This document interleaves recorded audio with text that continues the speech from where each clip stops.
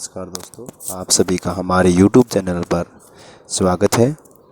आज हम करेंगे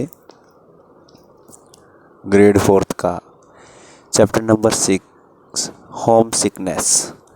होम सिकनेस यानी कि एक बीमारी जो घर की याद दिलाती है। I was home sick during the whole of my first time at saint Peters.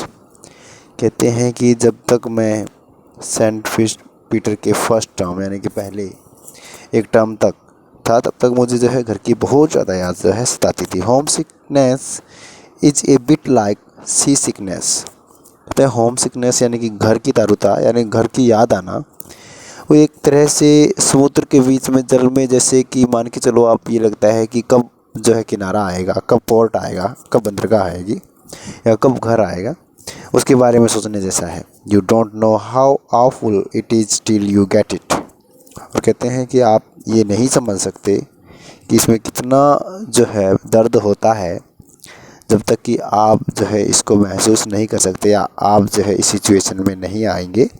And when you do, और जब आप इस सिचुएशन में आ जाएंगे, it hits you right in the pit of the stomach and you want to die. और ये जो है आपके पेट पर सीधा प्रहार करता है और कहता है कि आप जो है मरना चाहेंगे।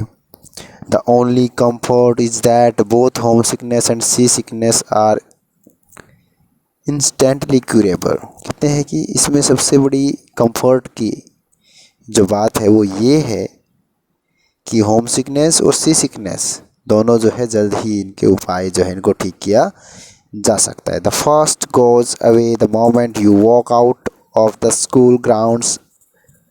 ये फर्स्ट जो स्टेप है वो आपको क्या करना है कि आप अपने स्कूल ग्राउंड में आ जाएं, बाहर आ जाएं स्कूल ग्राउंड में। And the second is forgotten as soon as the ship enters port. और सेकंड जो है आप ये भूल जाएं कि जो पोर्ट है वो कब आने वाला है, या पोर्ट में जो है शिप ने एंटर कर लिया है।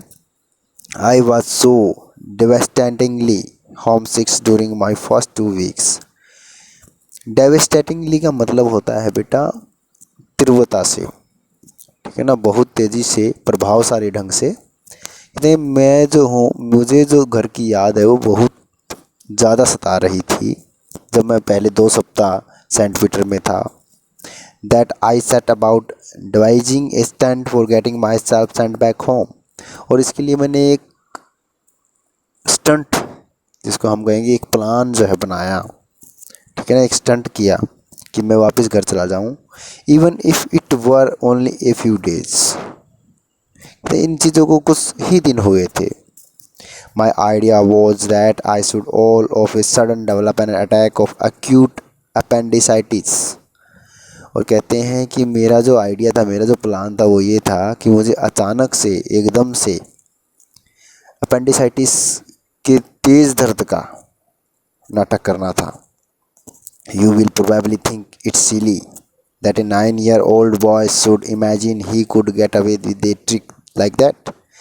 और कहते हैं कि आप ये ज़रूर सोच रहे होंगे कि ये एक मूर्खता है कि एक 9 साल का बच्चा ऐसा सोच रहा है कि वो एक ऐसी छोटी सी ट्रिक को आजमा करके निकल जाएगा।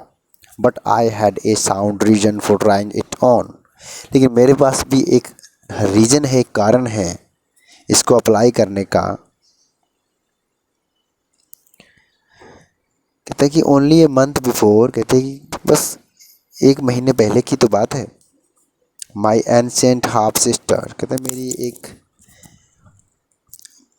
पुरानी बहन का मतलब कोई पड़ोस में, जैसे मान के चलिए हमारे पड़ोस में कोई रहता है, गर्ल होती है, हम उनको बहन बोलते हैं, सेम वैसे ही। कहते हैं who has 12 year older than me. कहते हैं कि वो मेरे साथ 12 साल की थी उस टाइम।